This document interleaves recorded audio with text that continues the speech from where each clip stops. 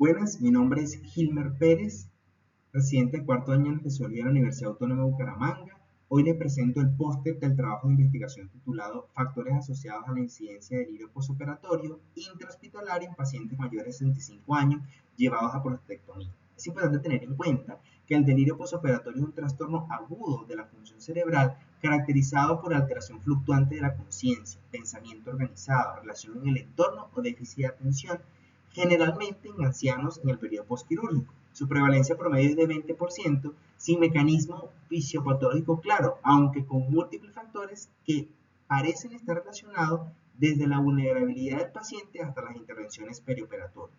Debido a que la mayoría de las patologías prostáticas ocurren en pacientes ancianos, hasta un 62% de los pacientes en Bucaramanga cursan con síntomas urinarios inferiores, y dado que la frecuencia de delirio en este grupo ha sido reportada de forma muy variable entre un 2.7 hasta un 11%, y que no existía ningún estudio a nivel nacional enfocado en este grupo, surgió la necesidad de investigar, que nos lleva a obtener el objetivo, que es establecer los factores asociados a la incidencia de delirio postoperatorio en pacientes mayores de 65 años llevados a prostatectomía, ya que esto impacta en la mortalidad y en estancia hospitalaria.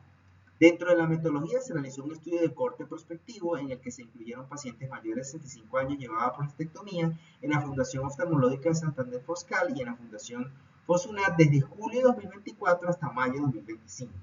Permanecieron más de 24 horas en la institución sin ingreso a UCI ni antecedentes de trastornos mentales como la esquizofrenia. Se aplicó la escala de la confusión CAM a los 60 minutos del postoperatorio, luego diariamente hasta un máximo de 7 días. En aquellos que presentaron el delirio se les aplicó la escala de calificación del delirio 98 para tener en cuenta y calcular la severidad del mismo. Debemos recordar que el método de la confusión de la evaluación de esta escala busca simplificar el diagnóstico con sus 4 características y una complementaria, y que está ampliamente validada.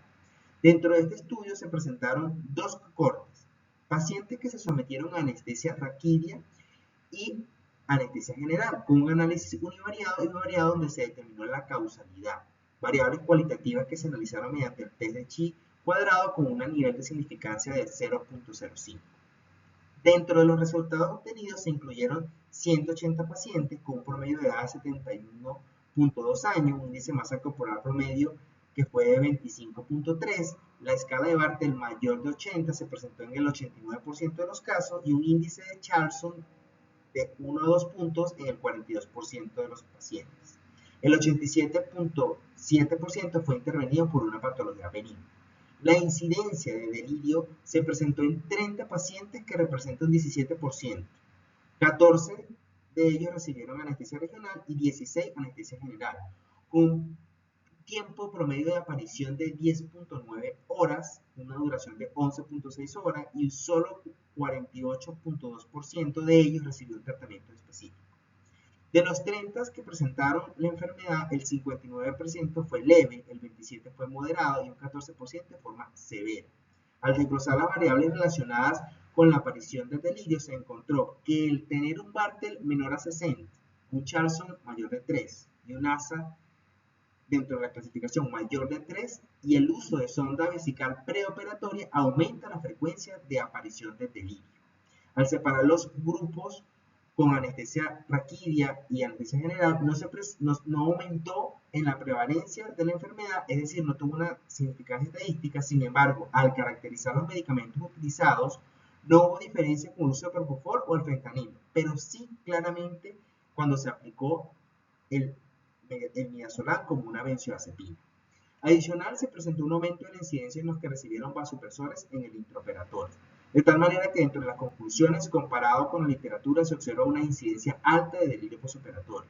Al discernir por los grupos y los diferentes factores que juegan un papel en el perioperatorio, no hubo diferencias con el tipo de anestesia. Sin embargo, se encontró que mientras es más frágil el paciente, aumenta más el riesgo. El uso del midazolam como un medicamento en inducción, y es importante tener el papel fundamental a la hora de la planeación anestésica para evitar que se presente dicha patología.